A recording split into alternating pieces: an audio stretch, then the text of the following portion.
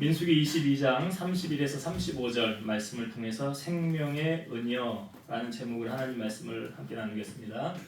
우리가 식당을 가거나 가게를 이제 가면 사람의 마음이 들어갈 때 하고 나올 때 하고 이 마음이 그 다른 가게가 있습니다. 큰 기대를 가지고 들어갔는데 오히려 나올 때 실망감을 가지고 나오는 솔직히 좀 기분이 좋지 않은 가게가 있습니다. 왜 그럴까요? 정당한 값을 지불하고 혜택을 누리러 간 것 아닙니까? 근데 그런 대우를 받지 못하고 마음이 좀 나쁘면, 기분이 상하면 기분 나쁘게 돌아오지 않습니까? 그래서 나올 때 뭐 본전 생각난다 뭐 이런 이야기들을 하잖아요. 근데 반면에 전혀 기대를 하고 들어가지 않았는데 너무 만족을 얻고 나와서 기분이 좋은 그런 경우들도 있습니다. 그럴 땐 값을 지불하는 것이 하나도 아깝지가 않지요. 아마 여러분들도 이런 경험을 다 해보지 않았습니까? 근데 마음에 들지 않는 곳은 다시는 가고 싶은 마음이 안 생기잖아요. 그런데 오히려 마음에 들었던 곳은 다음에 또 가게 되죠. 그 다음에 또 가게 되면 그게 뭐가 되는 거예요? 단골이 되는 거예요. 그게 단골이. 그러니까 여러분, 사람의 마음을 잡는 것이요 참 쉽지가 않아요. 식당도 그렇습니다. 사람의 입맛을 맞추는 것이 쉽습니까? 뭐 10번 잘하다가 한 번 잘못하면 그 냉정하게 끊는 게 그 인간이거든요. 사람이 돌아설 때는 이렇게 냉정해요. 목회하면서도 그런 경우들을 경험을 했기 때문에 사람은 믿을 존재가 못 되는구나. 믿으리는 누구밖에 없어요? 그래, 믿으리는 하나님밖에 없어요. 그래서 믿는 도끼에 뭐 찍힌다? 갈등 찍히는 거죠. 그러면 절대 사람 믿으면 안 돼요. 사람 믿으면 언젠간 내게 뒤통수 칩니다. 언젠간. 그래서 절대 사람은, 성경이 말하잖아요. 무릇 사람을 믿으며 혈육으로 그의 권력을 삼는 자는 어떻게 된대요? 저주를 받는데요. 그러나 여호와를 의지하며 여호와를 의뢰하는 그 사람은 뭘 받는다? 복을 받는 데잖아요. 그러니까 이게 복을 받고 저주를 받는 단순합니다. 하나님만 믿고 의지하면 복 받고요, 사람 믿고 의지하면 저주를 받습니다. 그러니까 성경이 가르치는 진리예요. 이게 에레미야 17장에 있는 말씀이잖아요. 그 사람의 입맛도 그렇습니다. 전도서 6장 7절에 보면요, 사람의 수고는 다 자기의 입을 위함이나 그 식욕은 채울 수 없느니라. 그러니까요, 식당에서 대박나는 집은 정말 대단한 거예요. 제가 왜 이 앞부분에 서론에 식당 가게 이야기로 시작했느냐? 지금 여러분들이 식당에 들어와서 앉아있기 때문입니다. 무슨 말인지 아시겠어요? 여러분, 식당은 그냥 이제 음식을 먹는 건 육의 양식이죠? 여러분들은 어떤 양식 먹으러 이 자리에 앉아 있습니까? 영의 양식을 먹으러 앉아 있는 거예요. 영의 양식. 식당이에요. 근데 예수님이 어떤 사람들 오라고 말했느냐? 수고하고 무거운 짐질 자들 다 내게로 오라, 내가 너희를 쉬게 하리라 그랬지요. 이사야 55장 1절과 2절에 보면, 오호라 너희 모든 목마른 자들아 물로 나오라, 돈 없는 자도 오라, 너희는 와서 사 먹되 돈 없이 값 없이 와서 포도주와 젖을 사라. 너희가 어찌하여 양식이 아닌 것을 위하여 은을 달아주며 배부르게 하지 못할 것을 위하여 수고하느냐? 내게 듣고 들을지어다. 그리하면 너희가 좋은 것을 먹을 것이니 너희 자녀들이 기름진 것으로 즐거움을 얻으리라. 그러니까 주님 앞에 나와야 먹을 수 있는 거예요. 식당에 밥을 먹으러 가는 거 아닙니까? 영의 양식을 먹기 위해서는 나와야 되는 거죠. 그 예수님이 말씀하실 때 누구든지 목마르거든 내게로 와서 마시라. 나를 믿는 자는 성경의 이름과 같이 그 배에서 생수의 강이 흘러나오리라. 그러니까 예수님이 주는 물을 먹는 자는 다시 목마르지 않는다고 그러죠. 사마리아 여인하고 이렇게 대화할 때 그렇잖아요. 에스겔 47장에 보면 에스겔이 이런 환상을 봅니다. 성전 문지방에서 물이 흘러내려오는데 이것이 처음에는 발목까지 잠기고 그 다음엔 무릎까지 잠기다가 이게 이제 허리까지 잠기고 건너지 못할 큰 강이 된 거예요. 그래서 이 강이 동쪽으로 흘러 아라바로 내려가 바다 쪽으로 흘러내려가는데 이 물이 곧 바다가 되었다는 것입니다. 그래서 이 물이, 강물이 가는 곳마다 모든 생물이 살아나고 많은 물고기가 생기게 되었고 모든 것이 다 살아나게 되었다는 거죠. 이 환상의 비유는 무엇을 의미하는 것입니까? 성전에서 흐르는 물은 하나님의 보좌에서 흘러나오는 생명수를 말하는 거죠. 그래서 이 물이 닿는 곳마다 되살아나며 모든 생물이 번성하게 된다라고 말해요. 그러니까 여러분 이 생명수는 뭘 말할까요? 말씀이잖아요. 아모스 8장 11절 주 여호와의 말씀이니라 보라 날이 이를지라 내가 기근을 땅에 보내리니 양식이 없어 주림이 아니며 물이 없어 가람이 아니요 여호와의 말씀을 듣지 못한 기갈이라. 그러니까 우리가 몇 주 전에 말씀을 나눌 때 요한 3서 1장 2절 말씀 나눴죠. 기억나십니까? 액자로도 많이 있잖아요. 뭐였죠? 사랑하는 자요. 내 영혼이 잘됨 같이 범사가 잘되고 강건하기를 내가 원하노라. 영혼이 잘되려면 어떻게 해야 돼요? 예? 영의 양식을 먹어야지 영혼이 잘되죠. 그죠? 밥 안 먹고 못 살잖아요. 영의 양식을 먹어야 영이 잘돼야 뭐가 잘돼요? 육이 잘되는 거예요.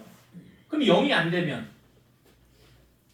육이 안 되지요. 그렇죠. 이게 그 원리예요. 그러니까 뭐가 먼저냐? 우선순위를 어디에 둬야 되느냐? 시편 119편의 말씀이 주제죠. 가장 긴 시편인데 시편 119편 40절 내가 주의 법도들을 사모하여 싸우니 주의 의로 나를 살아나게 하소서. 시편 119편 50절 이 말씀은 나의 고난 중의 위로라 주의 말씀이 나를 살리셨기 때문이니이다. 뭐가 나를 살렸대요? 말씀이. 그러니까 에스겔의 환상하고 똑같은 거잖아요. 그 물이 흘러가는 곳마다 다 살아났대요. 말씀이 흘러내려가는 곳마다 다 살아났다는 거죠. 하나님께서 에스겔에게 권능을 입히시고 그의 영으로 에스겔 골짜기 가운데 두셨는데 그곳에 뼈가 가득했습니다.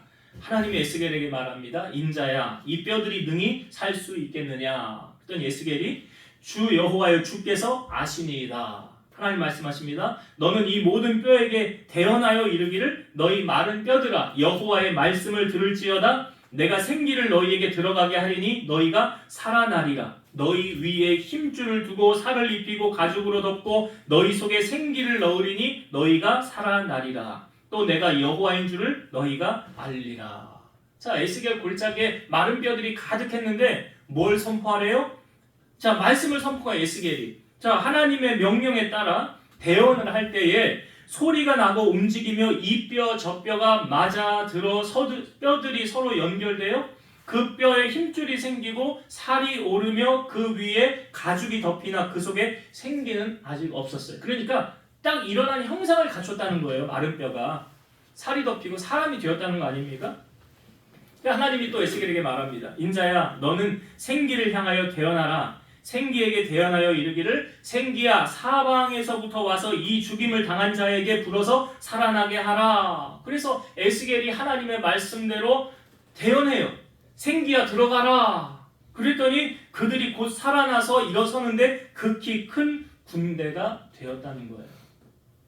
마른 뼈였던 군대가 어떻게 살아났다고요? 말씀이 들어가니까. 말씀이 들어가니까 살아나더라는 거예요. 엘리사 시대에 이 아람 군대가요, 이 사마리아 성을 에워쌉니다. 그래서 이제 그 성 중 사람들이 밖으로 못 나가니까 그 안에 크게 기근이 생기게 되었어요.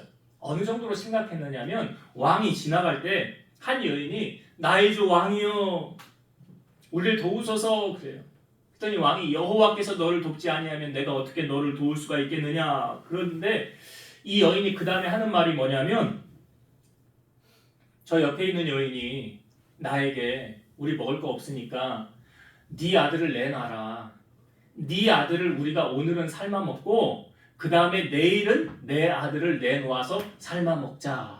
그래서 자기 아들을 내놓았고 삶아서 먹었다는 거예요.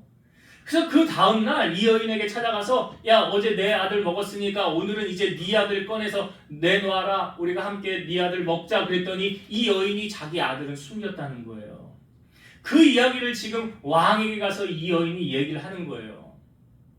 그러니까 어느 정도로 힘들었는지 대충 이해가 가시죠.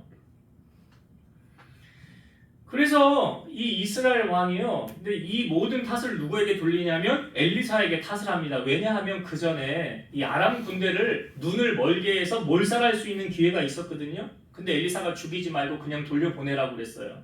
그러니까 돌려보냈는데 다시 이런 어려움을 닥치게 되니까 이 모든 책임을 엘리사가 져야 된다는 거예요. 그래서 자기의 사환을 엘리사에게 보내서 엘리사를 죽이라고 명령을 내린 거예요. 근데 엘리사가 그 왕의 사환이 문 앞에 이르렀을 때에 이야기를 합니다. 저 왕이 나를 죽이려고 저 사신을 보냈다라고 이야기를 하면서 뭐라고 얘기를 하냐면 여호와의 말씀을 들을지어다 그래요. 여호와께서 이르시되 내일 이맘때에 사마리아 성문에서 고운 밀가루 한 스아를 한 세겔로 매매하고 보리 두 스아를 한 세겔로 매매하리라. 이게 뭘 의미하냐면 그 전에 너무 경제가 어려우니까 돈의 가치는 하락하고 물가가 상승하였는데 이제 그게 회복된다는 거예요. 이제 그게 경제가 다 회복된다는 걸 얘기하는 거예요. 그러니까 그걸 들은 왕의 장관이 이렇게 말을 합니다. 여호와께서 하늘에 창을 내신들 어찌 이런 일이 있으리요. 여기 성경에 하늘에 창을 내신들이라고 표현하는데요. 다른 성경 좀 쉬운 성경을 이렇게 풀었습니다. 하늘에 있는 창고 문을 열지라도. 그러니까 하늘에서 창고 문을 열고 막 쏟아 부은다 할지라도 이런 의미를 담고 있는 거예요. 그러니까 무엇을 말합니까? 그런 일은 일어나지 않는다라는 거예요.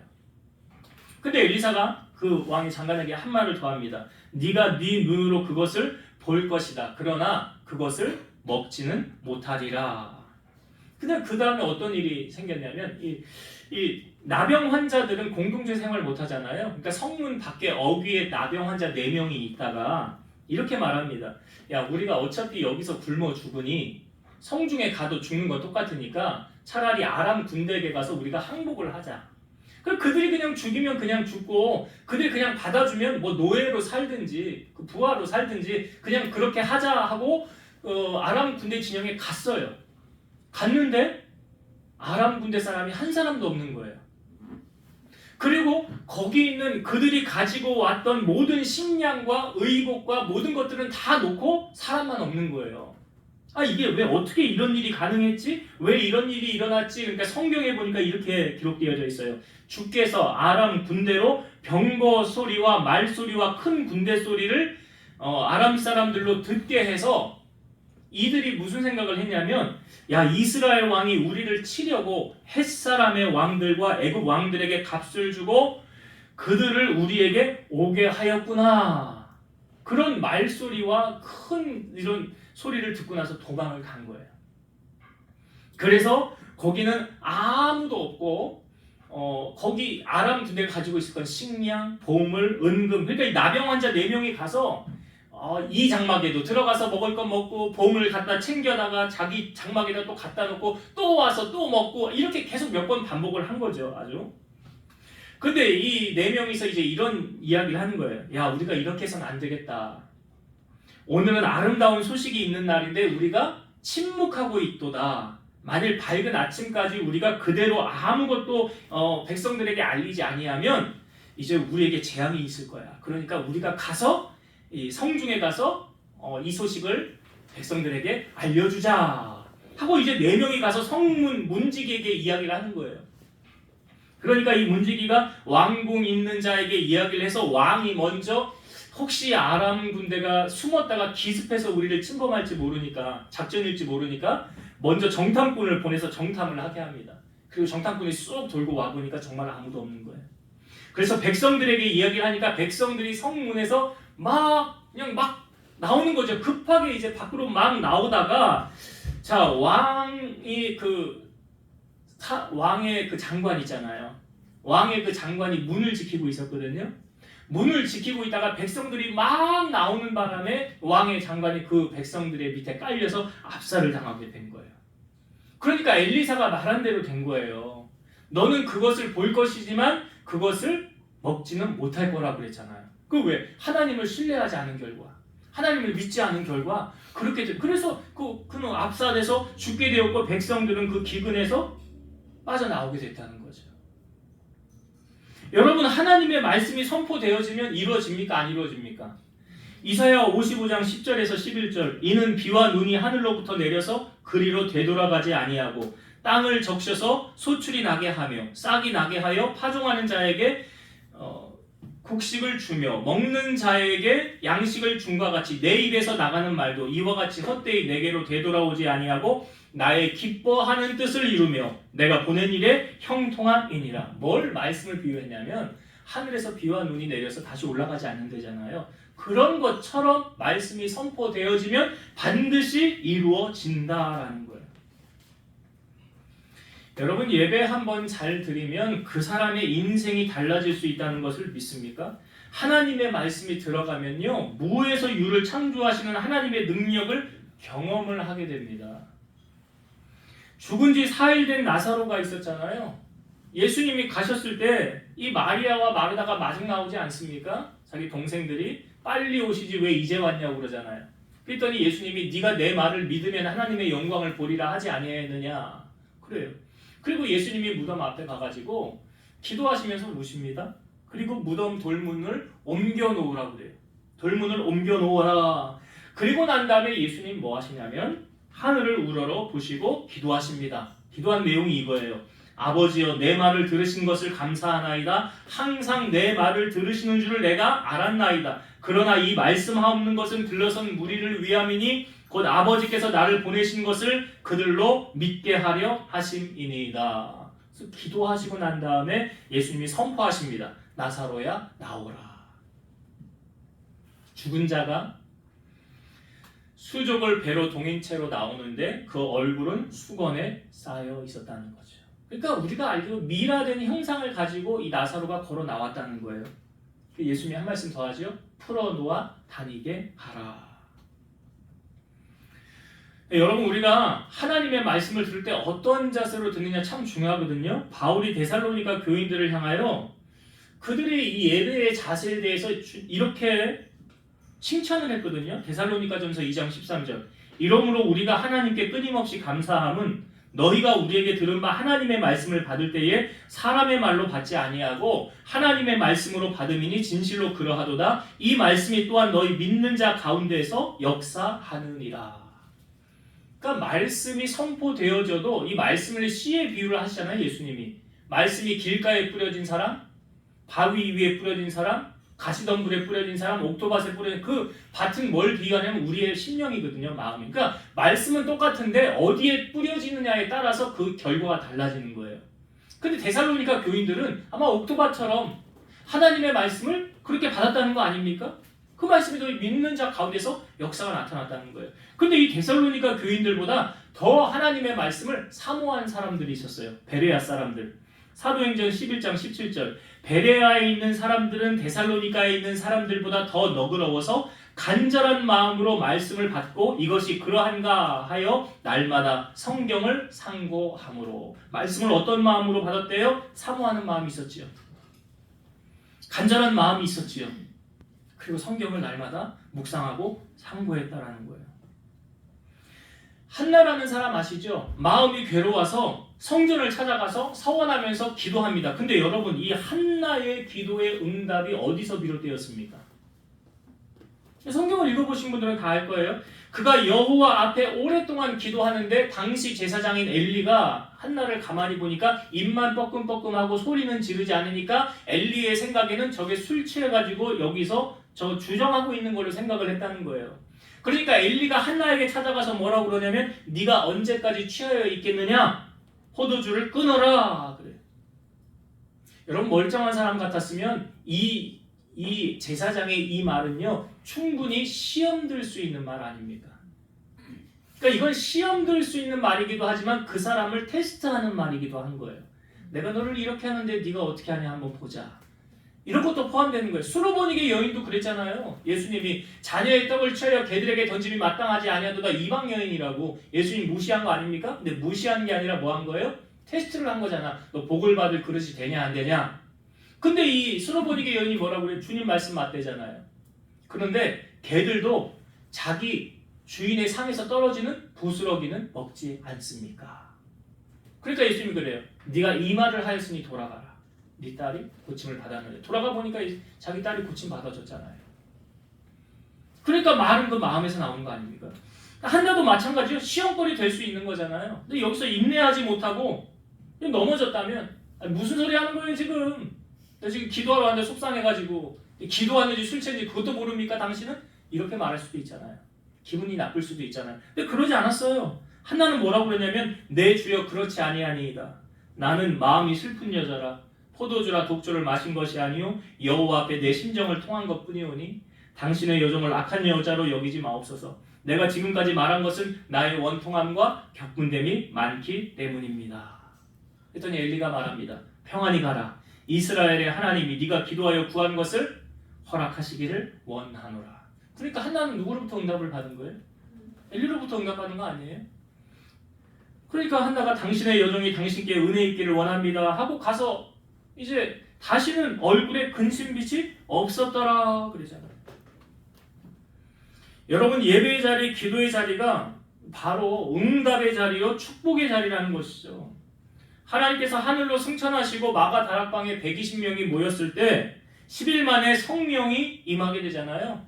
성령의 충만함을 받고 성령이 말하게 하심을 따라 각기 다른 언어들로 말하기를 시작하지 않았습니까? 그러고 나서 초대교회가 시작이 되어졌고요. 그 사도행전 3장에 보면 제9시 기도 시간에, 우리로 말하면 오후 3시인데 베드로와 요한이 성전에 올라갈 때 나면서 걷지 못하게 된 사람을 성전 미문에다가 이제 내려놓습니다. 왜 그러냐면 구걸하기 위해서 내려놓는 거예요. 날마다 미문이라는 그 앞에 그 사람이 앉아 있는 거예요. 그런데 하루는 베드로와 요한이 성전이 들어갈 때 구걸할 때에 베드로가 우리를 보라 그러니까 무엇을 얻을까 하여 바라보죠. 그때 베드로가 이렇게 말하죠. 은과 금은 내게 없거니와 내게 있는 이것을 내게 주노니 곧 나사렛 예수 그리스도의 이름으로 일어나 걸으라. 그리고 오른손을 잡아 일으키니 발과 발목이 곧 힘을 얻고 뛰어서서 걸으며 그들과 함께 성전으로 들어가서 걷기도 하고 뛰기도 하고 하나님을 찬송하더라는 거죠. 여러분, 이 사람이 걷게 된 장소가 어디입니까? 성전이에요. 성전. 그러니까 하나님의 은혜는 성전으로부터 흘러내리는 거예요. 아까 에스겔 그 환상, 성전 미문에 내려오는 그 환상 똑같은 거예요. 그래서 하나님께 나아가는 자는 반드시 그가 계신 것과 자기를 찾는 자들에게 상 주시는 이심을 뭐 해야 된다고 그랬어요? 믿어야 한다는 거예요. 믿어야. 믿지 않으면 역사는 나타나지 않는 거예요. 여러분, 오늘 하나님 앞에 우리가 믿음으로 나왔다고 한다면 하나님은 절대로 여러분들을 그냥 돌려보내지 않으십니다. 시편 107편 8절과 9절 여호와의 인자하심과 인생에게 행하신 기적으로 말미암아 그를 찬송할지로다. 그가 사모하는 영혼에게 만족을 주시며 줄인 영혼에게 좋은 것으로 채워주심이로다. 사모합니까 여러분? 그럼 만족함을 주신대잖아요. 시편 34편 10절 젊은 사자는 궁핍하여 줄일지라도 여호와를 찾는 자는 모든 좋은 것에 부족함이 없으리로다. 그럼 여호와 찾으세요? 누가 부족함이 없대요? 여호와를 찾는 자. 찾는 자. 여러분이 정말 그러한가 그렇지 않은가 제가 한번 여러분을 유혹해 볼게요. 자, 제가 질문을 드렸고요. 여러분 속으로 한번 대답해 보세요. 주일에 한 번만 빠질래? 내가 그럼 1억 줄게. 아니 10억 줄게. 주일에 한 번만 빠져봐라. 자, 여러분 주일 한 번 빠지면 10억 준대요. 자, 어떻게 하실래요? 딜을 하세요. 아, 그래 한 번만 빠지지 뭐. 10억 받고 다음 주부터 열심히 가면 되지. 이런 마귀의 유혹에 안 넘어갈 여러분 자신 있어요? 아, 여기 한 번쯤이야 뭐 주님도 이해하시겠지. 한 번쯤인데 나 돈도 필요하고 그 돈으로 받아서 선한 일 많이 하면 되지. 여러분 속지 마세요. 가령 주일을 빠진다 한들 그 돈은 절대로 안 줍니다. 안 줘요. 그냥 유혹이에요. 그냥 신기루처럼 사라지는 거예요. 가령 여러분 손에 쥔들려 아간처럼 그 돌에 맞아서 죽게 되는 결과, 가룟 유다가 예수님 은 30에 팔았잖아요. 썼습니까? 못 썼잖아요. 결국 열심히 팔기만 했지 못 썼잖아요. 하나도. 나중에 다 돌려주고 목매달아 스스로 죽지 않았습니까? 하나님은 지금 우리를 축복하기 위해 부르셨어요. 마귀의 유혹에 넘어가는 자가 아니라 하나님의 자녀로 든든하게 세워져가는 믿음의 자녀로 하나님 부르셨습니다.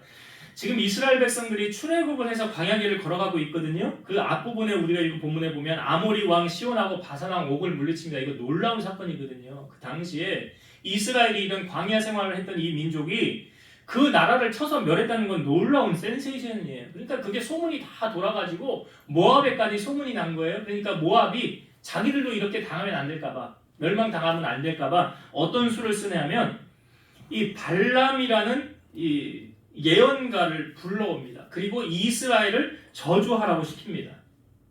이스라엘, 네가 와서 이스라엘을 저주하면 이스라엘이 우리를 함부로 못할 거야. 그리고 그들은 광야에서 다 망하게 될 수도 있지 않을까라고 하면서 발람을 초청해요. 자, 그래서 이 모압 왕 발락이 발람을 초청할 때 처음에 발람이 안 갑니다. 안 가요. 자, 이 부분을 한번 성경을 한번 볼까요? 자, 성경을 한번 봅시다. 22장 앞부분에 12절과 13절을 한번 볼게요. 12절과 13절. 자, 본문 한번 다시 읽어보겠습니다. 이거 이제 첫 번째 보냈을 때 이제 발람이 이렇게 얘기를 한 거예요. 하나님이 발람에게 이르시되 너는 그들과 함께 가지도 말고 그 백성을 저주하지도 말라. 그들은 복을 받은 자들이니라. 발람이 아침에 일어나서 발락의 귀족들에게 이르되 너희는 너희 땅으로 돌아가라. 여호와께서 내가 너희와 함께 가기를 허락하지 아니하시느니라. 그러니까 왔는데 간다는 거예요? 안 간다는 거예요? 안 간대요. 왜? 안 간다는 이유가 뭐예요? 하나님이 말씀하시잖아. 하나님 너 가지마 그랬죠? 가지마 그랬어요. 그래서 나는 안 갈 거예요. 당신들 다시 돌아가세요 라고 말하는 거예요. 근데 이 그러니까 발락이 모압 왕 발락이 포기하지 않고 두 번째 또 사신을 보내요. 두 번째 사신을 보낼 때는 첫 번째 보냈던 사람들보다 더 높은 지위에 있는 사람들을 보냅니다. 그 두 번째 사신들이 왔을 때 이 발람이 어떻게 하냐면 당신들 여기 오늘 하루 여기서 거주하라는 거예요. 자, 그리고 나서 뭐라고 말하냐. 자, 18절부터 봅시다. 18절부터 20절까지 볼게요. 발람이 발락의 신하들에게 대답하여 이르되 발락이 그 집에 가득한 은금을 내게 줄지라도 내가 능히 여호와 내 하나님의 말씀을 어겨 덜하거나 더하지 못하겠노라. 그런즉 이제 너희도 이 밤에 여기서 유숙하라. 여호와께서 내게 무슨 말씀을 더하실는지 알아보리라. 밤에 하나님이 발람에게 임하여 이르시되 그 사람들이 너를 부르러 왔거든 일어나 함께 가라. 그러나 내가 내게 이르는 말만 준행할지니라. 자, 두 번째 사신이 왔을 때 발람이 여기서 하루 유숙하라는 거예요. 그리고 뭐라고 말합니까? 당신들이 내 집에 은금을 가득 내어 줄지라도 내가 능히 여호와 내 하나님의 말씀을 어겨 덜하거나 더하지 못하겠노라. 그러니까 이게 뭐예요? 이제 어떤 마음이 비춰집니까? 여기서요 발람이 뭘 좋아하는지를 알게 되죠. 묻지도 않았잖아요. 우리가 당신 가면 뭐 높은 자리를 주겠다, 뭘 어떻게 주겠다 하지도 않았는데 먼저 발람이 뭐라고 그래요? 내게 은금을 줄지라도. 이게 뭘 말하냐면 발람이 좋아하는 게 이거예요. 발람이 자기가 좋아하는 게 이거예요. 내가 좋아하는 걸 지금 얘기하고 있는 거예요. 누가 물었습니까? 안 물었잖아요. 사람의 마음을 속일 수가 없잖아요. 자기가 좋아하는 거 다 얘기를 하는 거예요. 그리고 나서 처음에 하나님이 발람에게 가라고 그랬어요? 가지 말라고 그랬어요? 가지 말라고 그랬죠. 근데 20절에 하나님이 발람에게 뭐라고 말씀하세요? 뭐라고 말씀하셨습니까? 밤에 하나님이 발람에게 임하여 이르시되 그 사람들이 너를 부르러 왔거든 일어나 함께 가라. 일어나 함께 가라. 아니 왜 하나님이 처음에는 가지 말라고 그랬는데 두 번째는 가라고 그랬을까? 그러니까 하나님은 뭐 이랬다 저랬다 그러시는 거예요. 그죠? 자, 여기서는요 여러분 이게 하나님의 반어적인 표현이에요.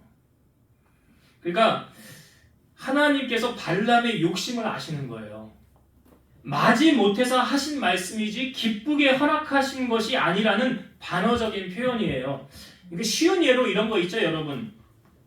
부모가 자녀를 키울 때 자녀가 막 억지를 부리고 땡깡을 피우는 경우들이 있어요. 나 저거 꼭 하고 싶단 말이야. 저거 하고 싶어. 나 저거 꼭 해야 될 거야. 엄마가 반대를 해도 나는 저거 꼭 하고야 말 거야. 그럼 부모는 하기를 원하지 않죠. 근데 뭐라고 그래요? 네가 하고 싶으면 정리 한번 해봐. 너 하고 싶으면 네가 한번 해봐. 그래 해봐. 내가 뭐 말한다고 네가 듣겠냐? 네가 해봐야 그 다음에야 아유 엄마 말 들을 거래 아빠 말 들을 걸.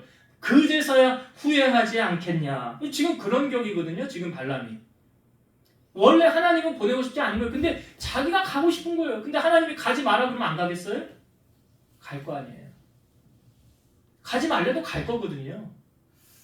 그러니까 그 다음에 나오는 말씀이 한번 볼까요? 하나님이 어떻게 하시느냐? 자, 21절과 22절 보세요. 21, 22절. 발람이 아침에 일어나서 자기 나귀의 안장을 씌우고 모압 고관들과 함께 가니 그가 감으로 말미암아 하나님이 진노하심으로 여호와의 사자가 그를 막으려고 길에 서니라. 자, 만약에 발람이 가는 것을 하나님이 원했다고 한다면 형통한 길이 열려야 될 거 아니에요. 평안해야 될 거 아니에요. 기쁨이 넘칠 거 아니에요. 근데 하나님이 지금 막으시잖아요. 우리도 마찬가지입니다. 하나님이 원하지 않는 길을 가면 우리의 삶에 고난이 닥치고요. 어려움이 닥치고요. 불안이 우리에게 닥쳐옵니다. 대표적인 사람 요나. 니느웨로 가서 복음을 전해라는데 안 갔지요. 마침 다시스로 가는 배를 탔더니 어떻게 됐어요? 풍랑을 만나게 되잖아요. 배에 있는 거 다 버리게 되잖아요. 사람들이 고난 당하니까 요나가 나를 제비를 뽑지요. 또 요나가 뽑히잖아요. 그러니까 나를 바다에 던지라고 그러잖아요. 내가 사실은 하나님 말씀에 불순종해서 이렇게 됐으니 너희들이 고난당하지 않으려면 나를 바다에 던져라라고 하지 않습니까? 그러니까 여기도 이거 보면요. 사실은 하나님이 우리에게 주시는 첫 감동이 가장 정확한 거예요. 옛날에 고구마 전도왕이라는 김기동 집사님이 있었어요. 제가 옛날에 이분의 간증을 좀 들은 적이 있는데 설교를 준비하다가 생각이 났어요. 자, 이분이 하나님 은혜에 너무나 감사해서 감사절에 이제 좀 하나님 앞에 감사를 표현해야 되겠다 싶어서 은행에 가서 돈을 300을 찾았대요. 300을 찾아서 이 감사원을 드려야지 하다가 이걸 주머니에 넣고 다니다가 아유 내가 집사인데 300은 너무 많네 하고 30만 원을 뺐대요. 그리고 또 갖고 다니다가 아유 이렇게 많이 할 필요가 있나? 하고 또 빼고 계속 빼다가 결국 얼마를 드렸느냐? 30만 원 드렸대요. 300이 얼마로 바뀌었어요? 30으로 바뀌었어요. 그리고 흥을 드리고 난 다음에 조금 있다가 시간이 지나서 그분의 아내가 차를 타고 나가서 전봇대인가를 들여받았다네요. 물어줘야 되는 돈이 270만 원. 하나님이 그렇게 또 다 빼가시더래요. 본인이 경험하고 뭐라고 그러냐면 야 내가 이걸 하나님께 드렸으면 내 마음도 기쁘고 하나님도 기쁘고 이걸 씨앗이 되어서 나에게 하나님이 갚아주실 때는 여러분 기본 2배인 거 아시죠? 하나님 갚을 땐 기본 2배, 10배, 성경은 30배, 60배, 100배예요. 이렇게 갚아주시거든요. 근데 다른 데로 다 새나가는 돈은 하나님 앞에 드린 상급입니까? 아닙니까? 저는 돈이 새나갈 때요 가장 아까운 게 뭐냐면 세금, 교통 딱지, 병원비, 뭐 요즘 병원비 뭐 환불도 받기도 하지만 아무튼 그런 쪽으로 다 새나가는 거 그건 하나님하고 상관이 없는 거잖아요. 하나님께 상급으로 드리면 그거는 얼마나 아름답습니까? 내가 심은 거니까 나중에 하나님이 갚아주실 거 아니에요. 근데 이런 거는 새나가는 거 하나님이 갚아주시는 게 아니죠. 그분이 그런 경험을 했대요. 그러면서 하나님이 주시는 첫 감동이 가장 정확하다. 지금 발람도 마찬가지예요. 하나님 처음에 가지 말라고 그랬잖아요. 근데 말 안 듣고 지가 가잖아요. 결국은 무엇입니까? 자기가 하고 싶은 대로 하는 거예요. 사사시대에 똑같았잖아요. 그때 그 당시에 왕이 없었더니 자기가 왕이에요. 자기가 하고 싶은 대로 하는 거예요. 또 우리가 하나님의 말씀대로 살아야 되는데 그렇지 못하고 자기 마음대로 사는 경우 얼마나 많습니까? 자, 이 발람이 지금 이제 길을 떠나는데요. 놀라운 일이 발생합니다. 여호와의 사자가 앞에 섰다고 그랬잖아요. 근데 자기가 타고 가던 나귀는 여호와의 사자를 봤어요. 근데 발람은 여호와의 사자를 보지 못했어요. 질문 한번 드려볼게요. 나귀는 봤는데 왜 발람은 못 봤을까요? 네? 네, 눈이 가려졌기 때문에 그렇죠. 뭐 때문에 눈이 가려진 걸까요? 발람은? 예, 그래 재물이에요. 욕심이에요. 그게 그의 눈을 가려지게 했다라는 거죠. 예수님이 부활 후에 3번째 제자들에게 나타나셨을 때 베드로가 선동해서 7명의 물고기 잡으러 갑니다. 한 마리도 못 잡았어요. 근데 저기 한 100m 정도 약 떨어져 있는 그곳에서 예수님이 말씀을 하십니다. 얘들아 너에게 고기가 있느냐? 그러니까 뭐라 그래요? 없습니다. 그래요. 근데 그 누구도 예수님 오셨네? 라는 말을 아무도 하지 않아요. 근데 예수님이 배 오른편에 그물을 던져보아라. 그래서 던졌더니 153마리 잡히게 됐죠. 그 다음에서야 깨닫고 나서 뭐라 그래요? 예수님 오셨네. 그러니까 왜 그전에는 예수님인지 몰랐을까요? 똑같아요. 마음 빼앗겨서. 안 보이는 거예요. 예수님이 거기 왔는데도 우리가 전화할 때 딱 들으면 누구네라는 거 알아요, 몰라요? 알잖아요. 목소리만 들어도. 근데 예수님인데 왜 몰라요? 왜? 온통 마음을 물고기에 빼앗겼잖아요. 우리도 마음을 온통 주님께 두지 않고 세상에 빼앗기면 주님이 하시는 말씀이 안 들려요. 주님이 우리에게 나타나셨음에도 불구하고 주님인지 몰라요. 왜? 내가 마음을 빼앗겼기 때문에. 아까 제가 아람 군대 얘기를 했는데 아람 군대가요 엘리사 주위를 성을 둘러왔었어요. 그때 이제 사환이 큰일 났다고 그래. 아람 군대가 우리를 둘러섰으니까 우리 큰일 났습니다 라고 말할 때 이 엘리사가 자기 사환에게 이렇게 말합니다. 두려워하지 말라. 우리와 함께한 자가 그들과 함께한 자보다 많으니라. 이게 무슨 소리를 하는 거야 우리 스승이 지금. 그랬더니 그 다음에 성경에 보면 엘리사가 기도하면서 이렇게 말합니다. 여호와여 원하건대 그의 눈을 열어서 보게 하옵소서. 그랬더니 그 사환의 눈이 열려서 그 청년의 눈을 열어서 불말과 불병거가 산에 가득한 것을 보게 하셨더라. 두려움에 사로잡혀 있던 그의 눈이 열려서 하나님이 함께 하시는 것을 보게 되었다는 거죠. 이와 비슷한 원리로 발람이 지금 여호와의 사자를 보게 되지 않습니까? 자, 오늘 성경 31절 말씀 한번 보겠습니다. 31절. 그때 여호와께서 발람의 눈을 밝히시매 여호와의 사자가 손에 칼을 빼들고 길에 선 것을 그가 보고 머리를 숙이고 엎드리니. 자, 발람이 그전에는 못 봤죠? 여호와의 사자를. 근데 어떻게 해서 보게 되었습니까? 봤잖아요 지금. 어떻게 해서 보게 됐어요? 여호와께서 발람의 눈을 밝히시매. 그러니까 눈이 감겨져 있었다는 게 아니에요. 그 마음에 있는 것이, 여러분 우리가 세상을 볼 때 어떻게 봅니까? 내가 마음 가는 것을 보게 되잖아요. 그렇지 않아요? 여러분 유튜브로 뭐 많이 봐요? 뭐 많이 보냐고 유튜브로. 내가 관심 있는 거 보잖아. 영상을 뭘 많이 보냐고요. 관심 있는 걸 보잖아. 지금 발람의 눈이 왜 가려져 있어요? 온통 뭐에 마음을 빼앗겼기 때문에? 그렇지. 그러니까 그거밖에 뭐 사람들이 뭐 돈 냄새 잘 맡는다고 그러는데, 그죠? 기막히게 한다고 그러잖아요. 사도 바울도 다메섹에 가다가 눈이 멀게 되지 않습니까? 이 다메섹의 회심 사건, 사도 바울의 인생의 전환점 아닙니까? 근데 그가 누구십니까? 그러니까 나는 네가 박해하는 예수라. 그래서 어떤 집에 들어가 있는데 아나니아 제자를 보내서 눈을 다시 뜨게 해주잖아요. 아나니아가 가서 이렇게 말하지 않습니까? 네가 오는 길에서 만났던 예수가 나를 보내어서 너로 다시 기도해서 눈을 뜨게 하라고 하신다. 그래서 그 기도했더니 어떻게 되었습니까? 사도행전 9장 18절. 즉시 사울의 눈에서 비늘 같은 것이 벗어져 다시 보게 된지라. 그 전에 눈은 떴는데 아무것도 못 봤잖아요. 왜요? 세상의 것들로 가득 차 있던 사도 바울이 이제는 완전히 결단하고 새 사람 됐잖아요. 뭐예요? 사도 바울이 말하잖아요. 나는 예수를 아는 지식이 가장 고상하다라고 그러잖아요. 예수님이 가장 우선순위, 내 삶의 1번. 그 바뀌어졌잖아요. 여러분 우리의 마음에요 세상의 욕심과 쾌락과 정욕과 다툼과 시기와 질투와 미움과 당지는 세상의 육체적인 것들이 가득 차 있다고 한다면 주님 보이지 않습니다. 마태복음 5장 8절. 마음이 청결한 자는 복이 있나니 그들이 하나님을 볼 것이며.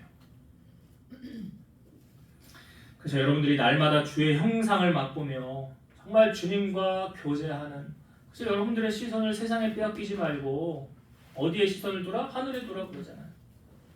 하나님께 마음을 두라 그러잖아요. 그리고 다시 오실 주님을 사모하며 기대하며 사는 여러분 되시길 바랍니다.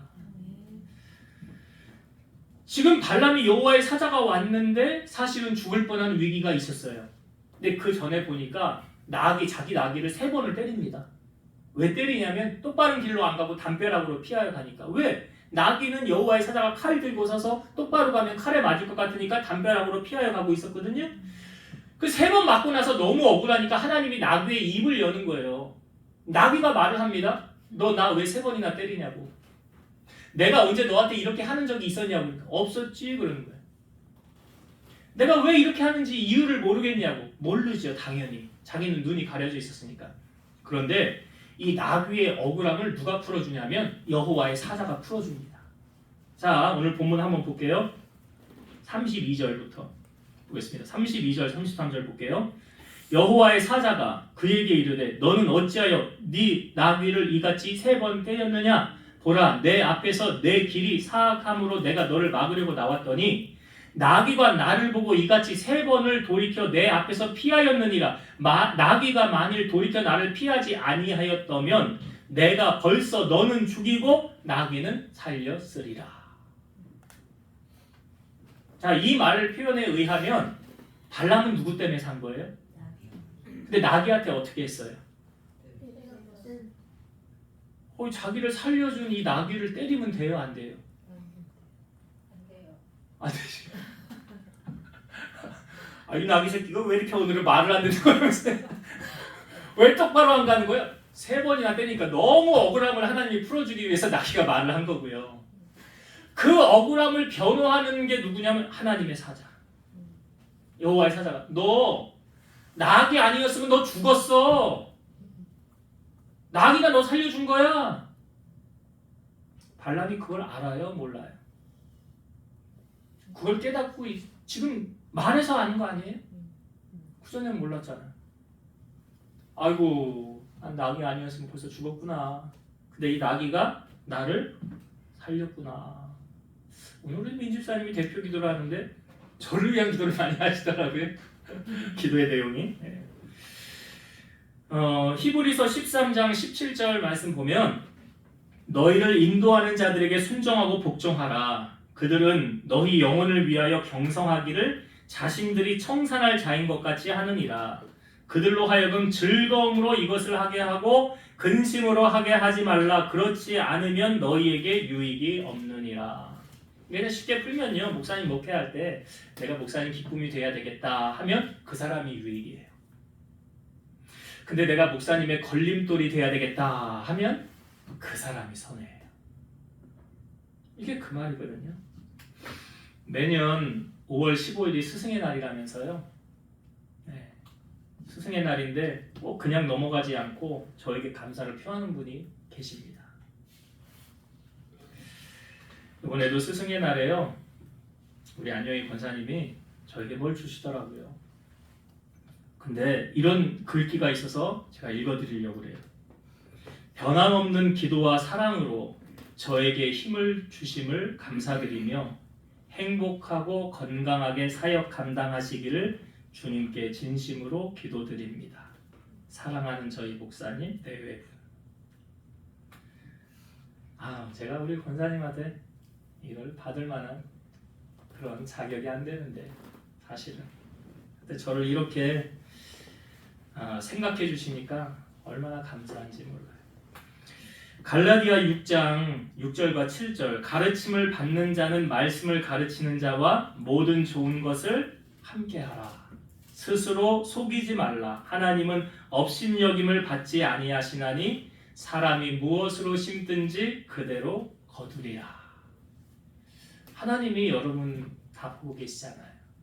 저는 하나님께 위로를 받거든요. 목회를 하면서도 뭘 하면서도 주님이 내 마음 아시지.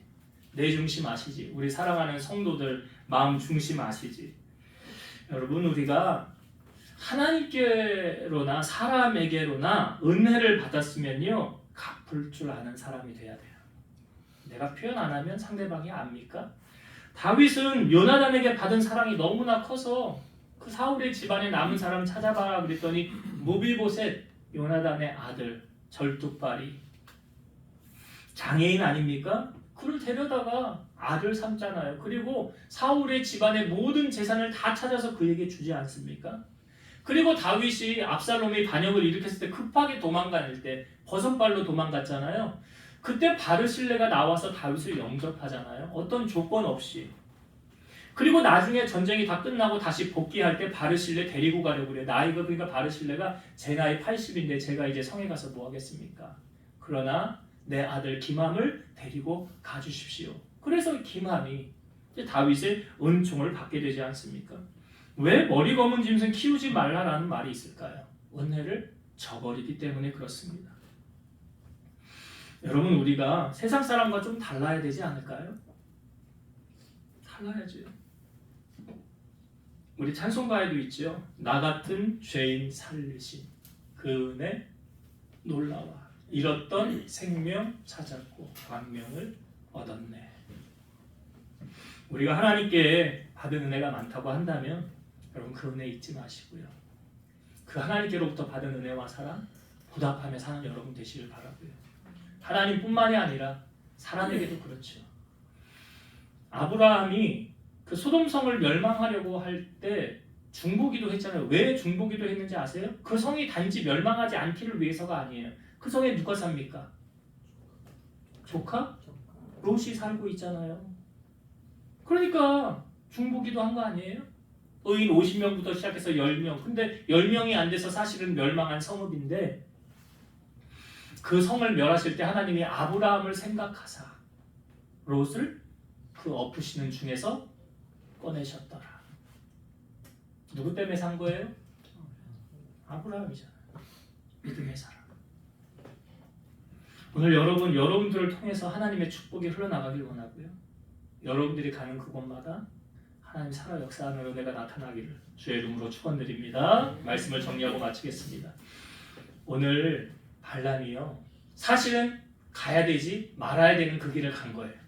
그러니까 우리가 때로는 하나님의 말씀을 들으면서도 내 욕심대로 행하는 경우, 이거 하나님 기뻐하지 않는데 시편 1편 우리 잘 알잖아요. 복 있는 사람은 악인의 꾀를, 죄인의 길을, 오만한 자의 자리를 가지 않는 거거든요. 근데 나 좀 알아준다고, 나 좀 세워준다고, 거기 가면 나 돈 준다고 가거든요. 발람이 지금 그러고 있잖아요.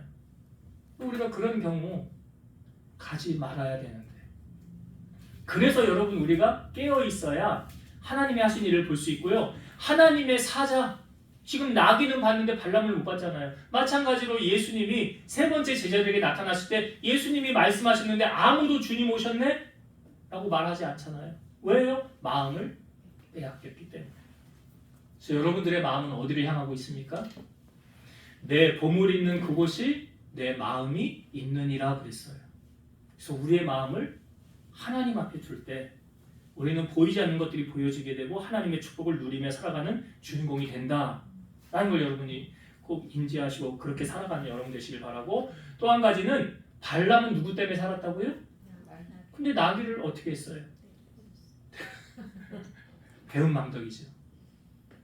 은혜를 잊으면 안 돼요. 사람. 여러분, 하나님께 사람에게 받은 은혜 꼭 기억하셔서 그것을 꼭 그냥 마음에 물론 두기도 하지만 기도도 하고 또 삶을 통하여 섬김의 본을 보이는 여러분들 되셔서 하나님의 복이 여러분을 통하여 흘러가게 되기를 주의 이름으로 축원드립니다. 기도하겠습니다. 지금도 살아서 역사하시는 하나님 감사합니다. 하나님은 우리 마음 중심을 너무나 잘 아십니다.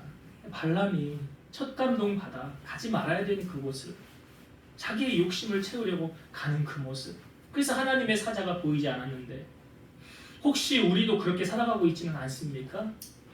하나님, 우리가 세상 것에 마음을 빼앗기지 않게 하시고 오직 다시 오실 주님 앞에 마음을 두게 하시고 하나님을 사모하며 기다리는 마음으로 우리 믿음의 경주를 잘하는 우리 성도들 다 되게 하여 주옵소서. 또한 우리가 하나님께 받은 은혜, 그 사랑, 또 사람에게 받은 사랑, 그 은혜 잊지 않게 하시고 내가 받은 은혜를 보답하고 나누며 살아가는 우리 성도들 다 되게 하여 주옵소서. 예수님의 이름으로 기도드리옵나이다. 아멘.